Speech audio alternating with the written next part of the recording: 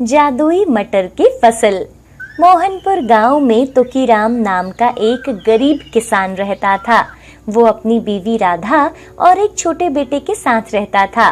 धन संपत्ति के नाम पर उसके पास एक छोटा सा खेत था, जहां वह मटर की खेती किया करता था। तुकीराम हर सुबह हल लेकर खेत की तरफ निकल जाता था। खेती से जो कुछ भी फसल होती थी, उसे वह शाम में बेचकर जैसे तैसे अपना गुजारा करता था। दूसरी तरफ तुकीराम के घर के बगल में कालूराम का घर था। वह एक चरवाहा था। कालूराम के पास 2 बकरियां थी, जिससे वह कमाई करता था। कालूराम बड़ा धूर्त और आलसी आदमी था।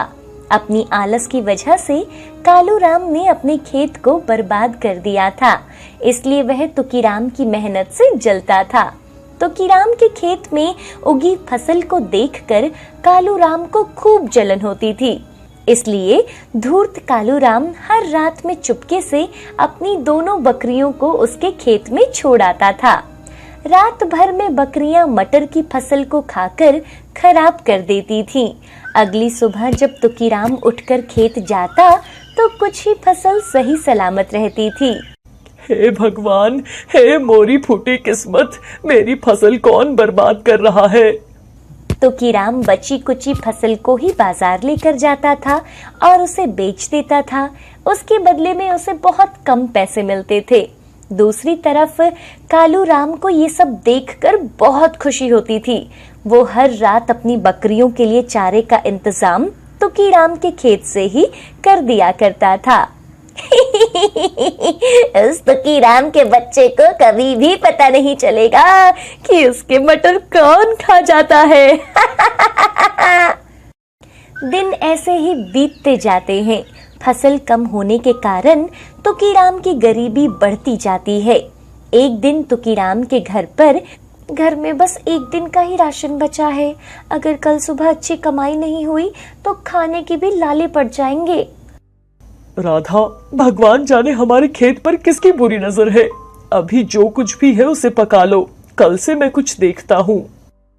इतना सुनकर राधा घर में बचे कुचे राशन से खाना बना देती है। जैसे ही वे सब खाने के लिए बैठते हैं कि तभी उसके दरवाजे पर खटखटाने की आवाज आती है। तुकीराम उठकर दरवाजे के पास जाता है तो वो देखता है धूल से सनी फटे चिटे कपड़े पहने हुए एक गरीब बुढ़िया वहाँ खड़ी थी। बेटा, एक गिलास पानी पिला दो, बहुत प्यास लगी है।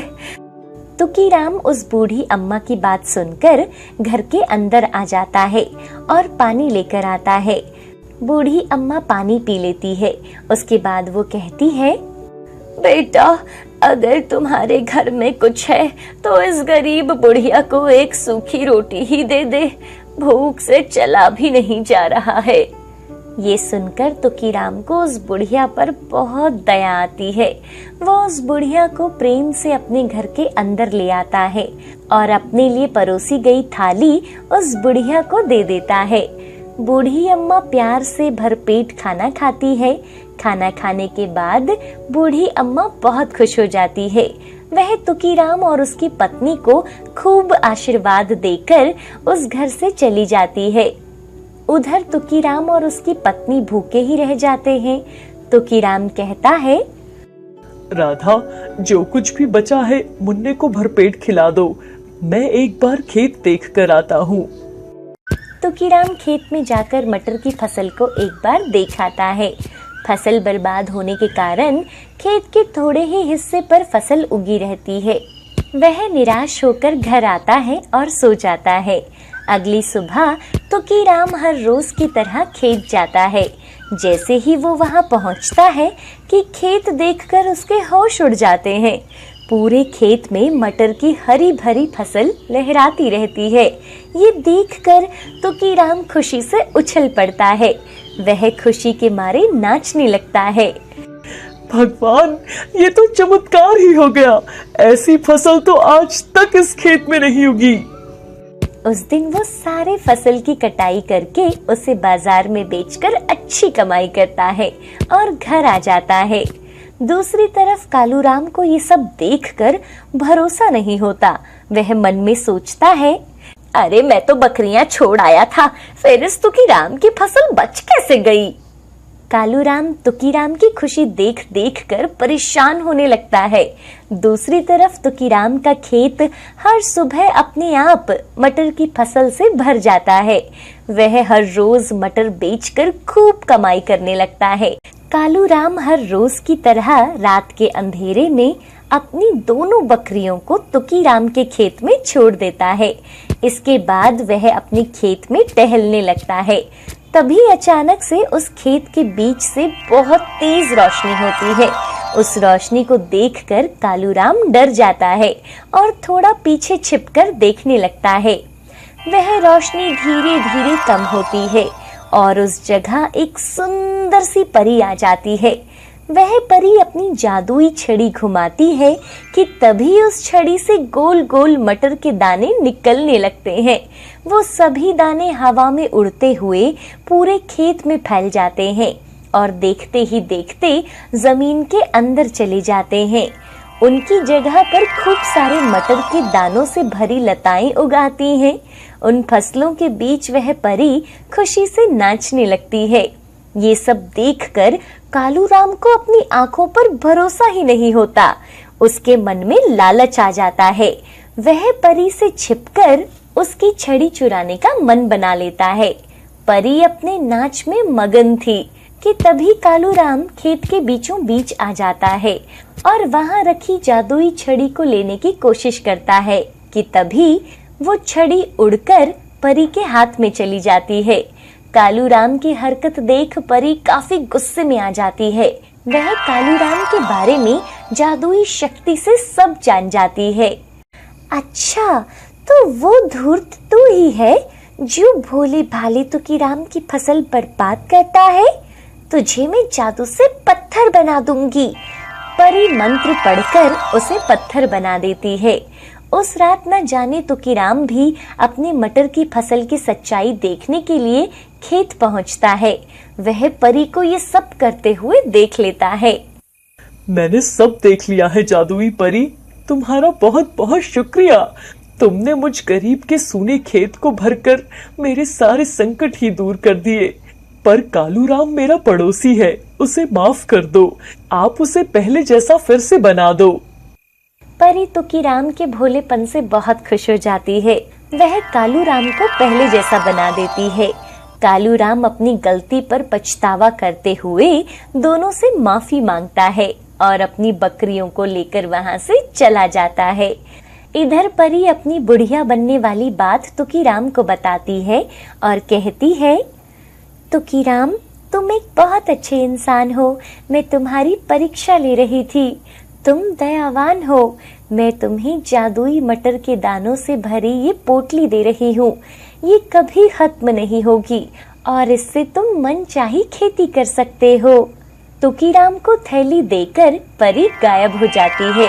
तुकीराम के जीवन से अब सारे संकट खत्म हो जाते हैं और वह खुशी खुशी अपने बीवी बच्चों के साथ रहने लगता है। कहते हैं कि बुढ़ापा बचपन का पुनर्आगमन हुआ करता है और इस कहानी में बूढ़ी काकी के मन में अब जीवा स्वाद के सिवा कुछ चेष्टा शेष नहीं थी और न अपने कष्टों की और आकर्षित करने का रोने के अतिरिक्त कोई दूसरा सहारा था। अब उनकी समस्त इंद्रियां, नेत्र, हाथ पैर जवाब दे चुके थे। पूरा दिन अपनी कोठरी में पड़ी रहती थी और घर वाले कोई बात उनकी इच्छा के प्रतिकूल करते या भोजन का समय टल जाता अथवा बाजार से घर पर कोई चीज़ आती और उन्हें नहीं मिलती तो वह रोने लगती। उनका रोना सिसकना साधारण रोना नहीं था। काकी के पति देव को स्वर्ग पधारे अरसा हो गया था। बेटे तरुण को खोकर वो चल बसे थे। अब एक भतीजे के अलावा काकी का कोई नहीं था। उसी भतीजे के नाम उन्होंने अपनी सारी संपत्ति लगा दी थी। भतीजे ने संपत्ति नाम लिखवाते समय खूब लंबे चौड़े वादे किए थे, लेकिन वो सब झूठे थे। उस संपत्ति का सालाना आय 200 रुपए से कम नहीं था। फिर भी बूढ़ी काकी को पेट भर भोजन भी कठिनाई से मिलता था।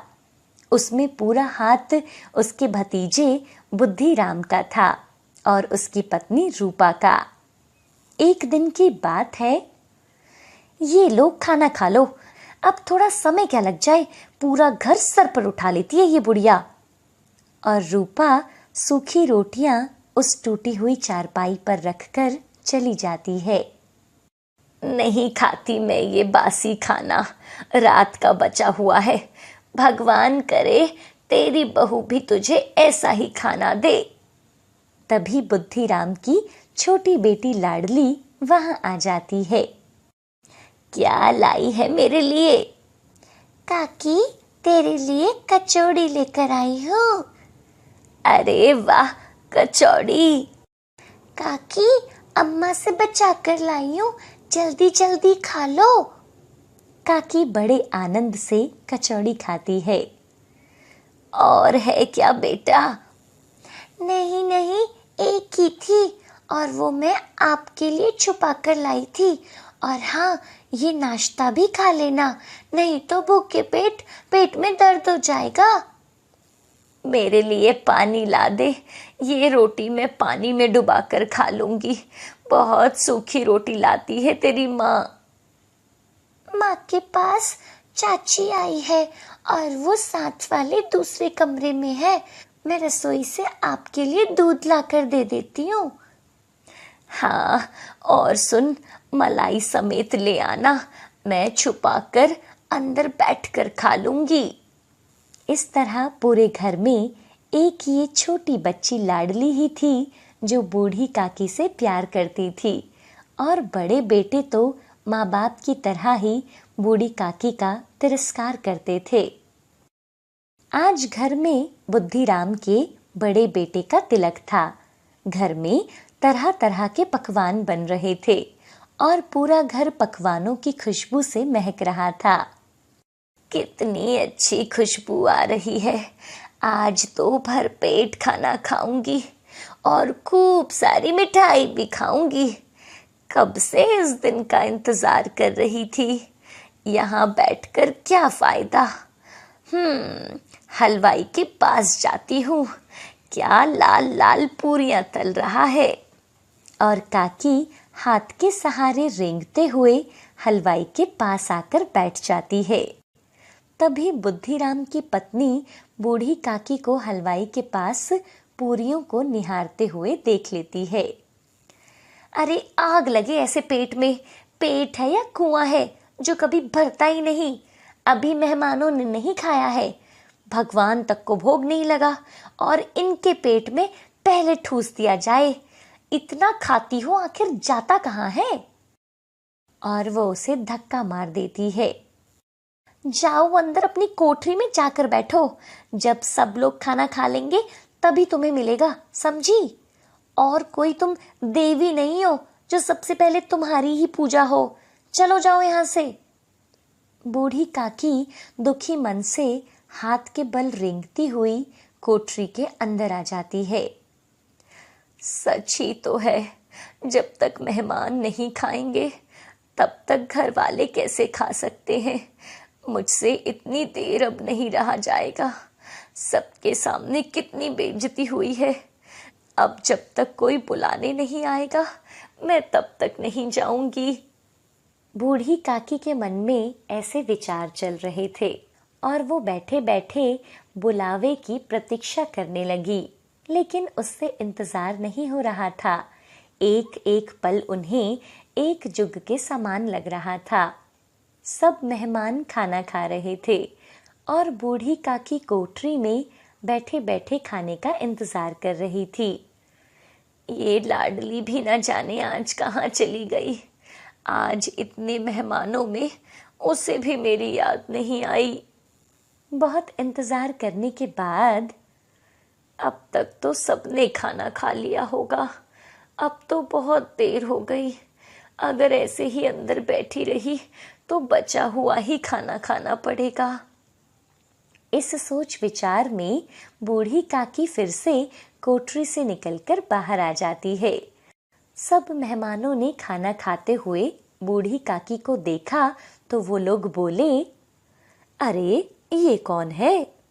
तभी बुद्धिराम ने उसे देखा और गुस्से से उन्हें घसीटता हुआ उनकी कोठरी के अंदर ले जाकर उन्हें फेंक देता है।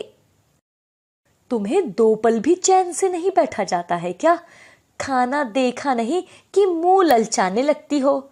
जब तक सब नहीं खा लेंगे तुझे कुछ नहीं मिलेगा, और अगर तू अब बाहर आई तो मुझसे बुरा कोई नहीं होगा। और वो वहां से चला जाता है। बूढ़ी काकी बहुत दुखी होकर अपनी कोठरी में चली जाती है। मेरी तो किस्मत ही खराब है भगवान। इधर सुबह से शाम हो गई। सब मेहमान खाना खाकर चले गए थे। घर वालों ने भी खाना खा लिया था, लेकिन किसी को भी बूढ़ी काकी का ध्यान तक नहीं आया और सब खाना खाकर सो गए। लेकिन लाडली ने अपने हिस्से की कुछ पूरियां अपनी गुड़िया वाली पोटली में काकी के लिए बचा कर रखी थी। लाडली ने देखा कि अब माँ सो गई है। वह चुपके से उठ जाती है और अपनी काकी के पास जाती है। काकी, मैं आपके लिए कुछ लाई हूँ। बूढ़ी काकी लाडली की आवाज सुनकर झट से उठ जाती है। तुम्हारे लिए मैं पूरियां लाई हूँ। अच्छा, तेरी अम्मा ने भेजी है क्या? नहीं नहीं, ये तो मेरे हिस्से की है, मैंने आपके लिए बचा कर रखी थी। बूढ़ी काकी पूरियां खाने लगती है। और है क्या बेटा? नहीं काकी, बस इतनी ही थी, आपको और खानी है क्या? हाँ, जा अपनी अम्मा से मांग कर ले आ। अम्मा तो सो रही है, उठाऊंगी तो वो मुझे मारेगी। बहुत सोचने पर बूढ़ी काकी लाडली से बोलती है, तू मेरा हाथ पकड़कर मुझे वहां ले चल जहां मेहमानों ने बैठकर खाना खाया था। लाडली काकी का हाथ पकड़ लेती है और काकी उसके सहारे उन जूठी पत्तलों के पास जाकर बैठ जाती है और उन पत्तलों से टटोर कर वो पूरियां खाने लगती है। ठीक उसी समय रूपा की नींद खुल जाती है और वो देखती है कि लाडली वहां नहीं थी। लाडली को अपनी जगह पर ना सोता हुआ देखकर वो लाडली को देखने के लिए बाहर आती है और वो देखती है कि पत्तलों के ढेर के पास लाडली चुपचाप खड़ी थी और बूढ़ी काकी जूठी पत्तलों के ढेर से पूरियों के बचे हुए टुकड़े निकालकर खा रही थी। ये देखकर रूपा का हृदय सन्न हो गया। उसे ऐसा प्रतीत हुआ कि मानो जमीन सूख गई हो, आसमान चक्कर खा रहा हो। करुणा और भय से उसकी आंखें भर आई और वो सोचने लगी, हाय कितनी निर्दयी हूं मैं, जिसकी संपत्ति से मुझे 200 रुपए की आय हो रही है, उसकी ये दुर्गति, और वो भी मेरे कारण। भगवान, मुझसे बहुत बड़ी गलती हो गई है, मुझे क्षमा कर दो। आज मेरे बेटे का तिलक था, सैकड़ों लोगों ने भोजन पाया, परंतु जिसकी बदौलत हजारों रुपए पाती हूँ, उसे इस उत्सव में भी भरपेट भोजन नहीं दे पाई। और रूपा काकी के पास जाती है। काकी, मुझे माफ कर दो, मुझसे बहुत बड़ी गलती हो गई है, आप उठो यहाँ से। और वो उनको उनकी कोठरी में लेकर जाती है। रूपा ने दिया जलाया और भंडार का दरवाजा खोला और एक थाली में संपूर्ण पकवान सजाकर काकी के पास गई। काकी, ये लो, खाना खाओ और मुझे माफ कर देना। भोले भाले बच्चों की तरह मिठाई पाकर जो मार तिरस्कार सब भूल जाते हैं, वैसे काकी सब कुछ भुलाकर खाना खा रही थी। उनके एक एक निवाले से सच्ची दुआएं निकल रही थी और रूपा इस दृश्य का आनंद ले रही थी।